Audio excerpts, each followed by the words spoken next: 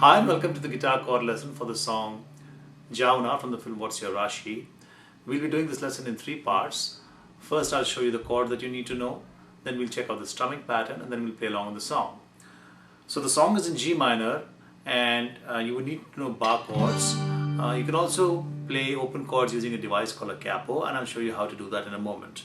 So you need to know G minor, F major, B flat major, C minor, as well as C major and C minor 6, D minor and E flat major. You could play it here or you could play it as a bar chord here.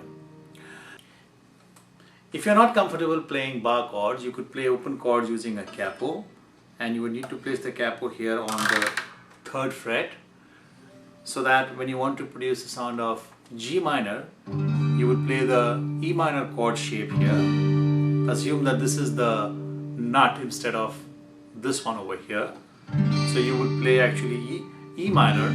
So try to think of it as if you're playing the song in the E minor scale. So you would need to know E minor, D major, C major, A minor, as well as A major. It would be nice if you could also play A minor 6. It's a little difficult playing with the capo over here. And you would also need to know C major as well as G major. So now let's check out the strumming pattern for the song. When you hear the song, it seems that there are two strumming patterns. One is the slower one, the other is the really fast one. They're actually the same and they use the same strokes. So if you know one, you should be able to play the other as well. So let me first show you the fast version in G minor, then I'll slow it down so that way you'll be able to see the slow version as well, and then I'll explain to you stroke by stroke what I'm doing. So here's how it will sound in G minor.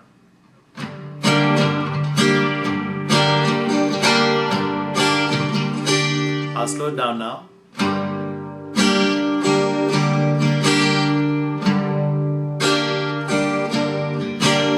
So as you can see, there's a downstroke on the bass strings. Those are the strings which are closer to the 6th string, followed by another downstroke on the higher strings. So those are the strings which are closer to the 1st strings, followed by 3 upstrokes on the higher strings again, and followed by a downstroke again on the higher strings. So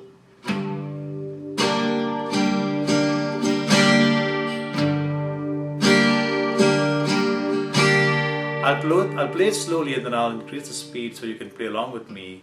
So here goes in G minor.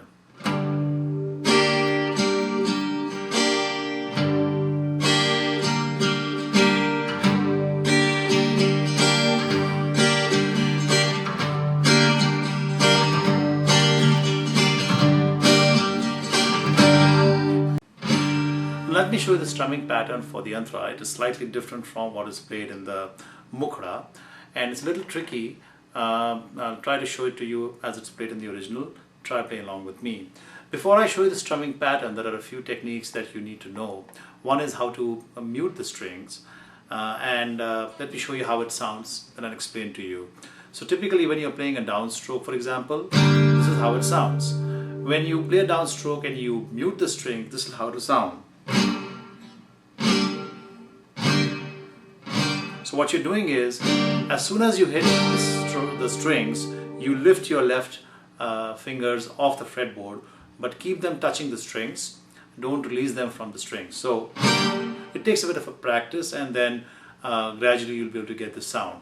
The same concept applies for the upstroke. So instead of sounding like this, it should sound like this. And there's another thing which you need to know.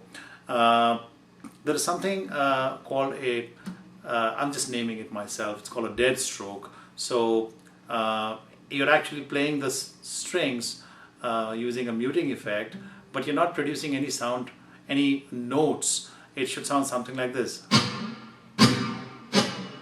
This is very useful when you are playing a combination with another string. You're playing in combination with another stroke. So for example, let me show you a combination like this.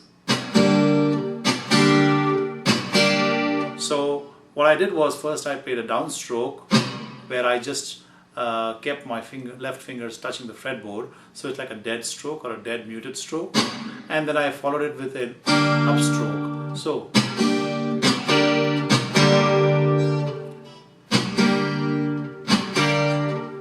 So now using these two techniques, you can actually play the strumming pattern for the antara, which will sound pretty close to the original.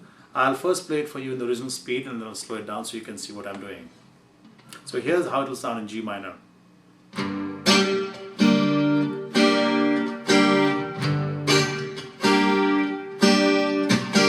So let me slow it down now.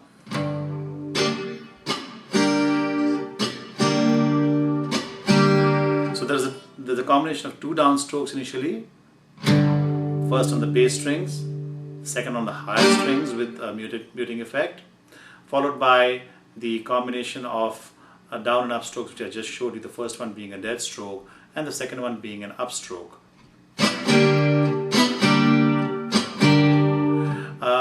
They have made a slight variation in this pattern. In the first line they play it like this, and in the second line it's a few additional strokes. It sounds something like this for both the line.